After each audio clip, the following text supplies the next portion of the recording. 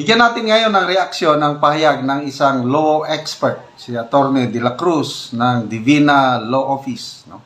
In-interview siya ng 1PH. In summary, sabi niya, yung impeachment complaint, pinag-aralan niya na, nako, problematic, defective, at pabor kay VP Sara kasi mabibigyan siya ng 1-year official immunity from another complaint o impeachment. Okay. Ang ganda yung paliwanag ng abogadong ito. Pakinggan natin. Miss the big news about the first impeachment case filed over at the lower house. We're talking about 5 of the 6 grounds being present. We're talking 24 articles of impeachment presented in the complaint from the more recent events, some reaching back into the past. What do you make of all of this? Will it hold water? Is there enough in the complaint to hold water? Well, we assess it based. Will it hold water? Ibig sabihin, malakas ba? Mapipindown pa si VP Sara? Okay. Ito na ang sagot ng abogado. Pinag-aralan niya na yung complaint mismo. On 2 criteria, matter of form and matter of substance. Attorney Boco de la Cruz. Okay. Dalawang criteria yan. Form and substance. So, unang i-discuss niya is form. Sabi niya, defective, problematic. As to form, it suffers from a bad timing. Oh, wrong timing. Pang mali po ang timing ng pag-file. You have to understand that there is a prescribed period for Congress to act on impeachment complaints. And if they fail to act on it or they are not able to vote on it or endorse it, it is deemed denied or shelved. In which case, the one-year ban will apply. So for 1 year. So, gahol na sa panahon. Pag hindi apurahin dyan sa Kongreso, wala, maubusan sila ng panahon. Kaya wrong timing, yan, sa form. Problema na sila. Here, you cannot file any impeachment complaint against Vice President Sara Duterte. So that's as to form. No? Also as to form, the more articles or grounds you raise, the lower the chances that you get one to pass, no? Because it will take so much time to deal with all of this ground. So, I think 24 grounds o articles of impeachment. So, dahil sa napakahaba, ay napakadami yung articles, it will take time na talakayin sa Kongreso para debatihan hanggang botohan nila. So, again, mali ang timing, mali ang form sa dami ng grounds. Kahit yung nakarani, yung pagpunta niya sa Germany, pag nung mayor pa siya ng Davao, isinama. Defective nga. It's better to choose 1, 2, or 3 grounds, focus on those strong grounds, so as to focus the effort. No? You need votes. You need to convince at least 1/3 of the House to endorse the complaint. Right. Attorney And Boco. as to substance, Go hindi paramihan ng grounds. Kailangan, it has to amount to a breach of the... Okay, substance naman, yung laman. Hindi daw padamihan ng reklamo yung grounds. Eh, sa dami, 24. According to this lawyer, mahina nga. Dapat mag-focus lang 1, 2, or 3 grounds sana na malalakas. Eh, sabi niya, mahina eh. Constitution. Kinakailangan high crime, not an ordinary crime, not a simple crime. It must rise to the level of high crimes. So, hindi paramihan. Yun nga, Attorney Buko, kasi nung binabasa ko, of course, as a layperson, I'm not a lawyer nor a lawmaker, parang they just put everything that they didn't like so far from her performance. Even nung Davao City Mayor. Pati na ang anchor woman eh. Hindi ako abogado, kaya napansin ko na parang hindi pinag-aralan, basta binuhos na lang lahat ng reklamo. Basta may So, mahina sila eh. Mahina, inapura. siya, even things na parang are more associated, kumbaga, with her father, the former president, like yung EJK, that she's involved in it. Now, ang tanong, we all know that by now, that the impeachment is a very political exercise and it's not actually like a court case. But in the absence of actual court cases filed, how does this all jive? And paano ba dapat natin to, like, if we want to really exact accountability, is this really the best way? Yeah, well, for an impeachable officer, the president, the vice president, and the constitutional commission officers, the only way to hold them accountable is by impeachment. But you need to study it carefully. Because, as I said earlier, if you file a weak one or a defective complaint, instead of holding her... So, sinasabi ng abogado, defective, weak, pabor sa sinampahan, pabor kay VP Sara, dahil weak ang complaint, magkakaroon siya ng 1-year immunity from any impeachment. Kaya, good news ito. Mabuti at pinail nila yan at napakahina pala. accountable, you're giving her immunity for 1 year.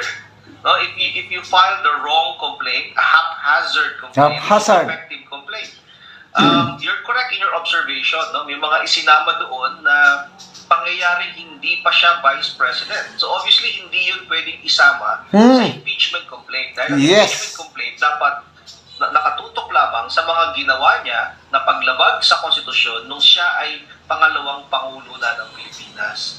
So that might work in favor of Sara Duterte if this complaint is found defective and will therefore insulate her, give her immunity for 1 year. Attorney, you mentioned earlier na merong certain period for the Congress to act on the impeachment complaint filed against Vice President Sara Duterte. Gaano kahaba yung period for the Congress to act on it? Do they have enough time for the impeachment complaint? Considering na, kailangan nilang i-prioritize yung budget natin for 2025 and campaign na by next year. Sila na nga nagsabi nun, di ba? Oo. Magkaka-campaign na. So, baka daw di matuloy, tsaka 9 session days na lang ang natitira for... Correct. Now, under the rules ng House, meron silang 10 araw mula sa pagkaka-file itong complaint para maisama ito sa agenda. And then, mula sa pagkakasama sa agenda, may 3 araw sila para ito ay maitukoy sa committee, ma-refer sa committee para aralin. Now, that is very difficult kasi by December 20, mag-a-adjourn na sila for the Christmas break. No? So, medyo... So, December 3 ngayon. So, December 20, adjourn na. So, very difficult. Sige, bahala sila dahil sinampa nila. Gipit na sa oras para gawin yan.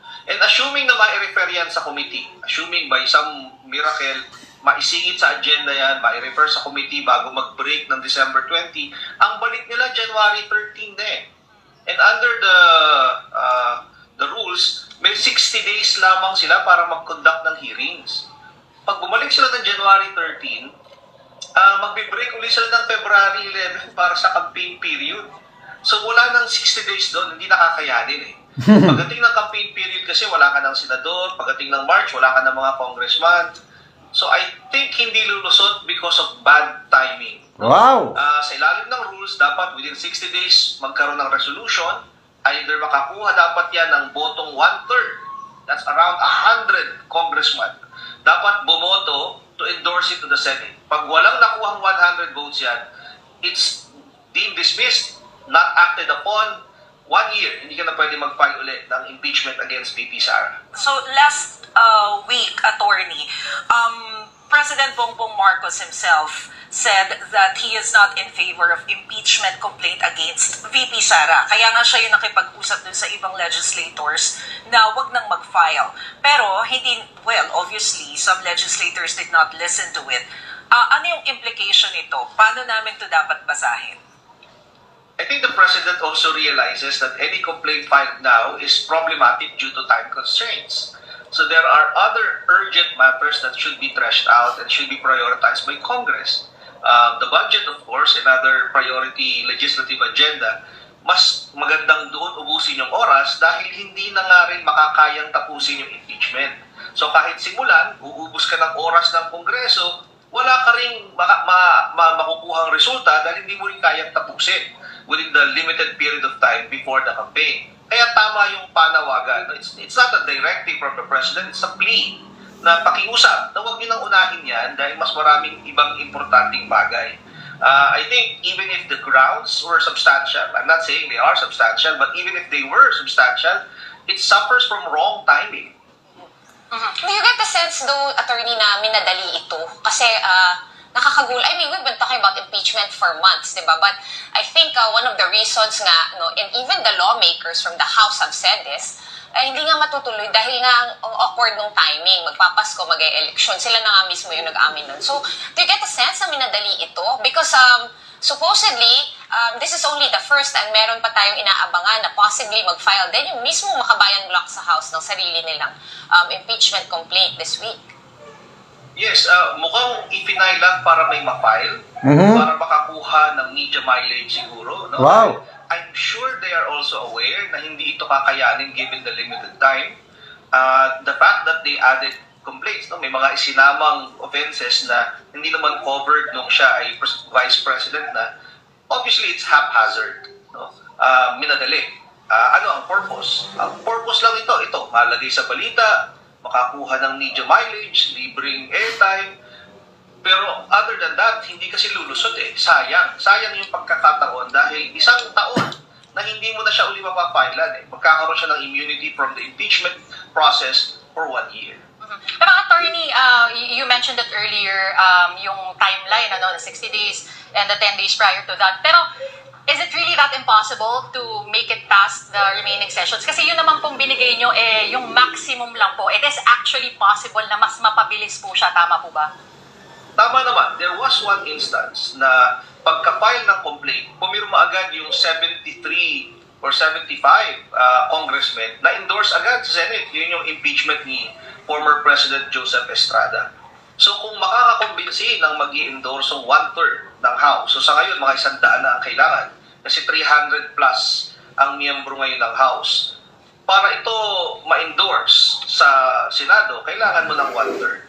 If you can convince 1/3 of Congress, kahit isang araw lang yan, basta merong pumirmang close to 1/3 or 1/3 of the House, diretso na yan sa Senate.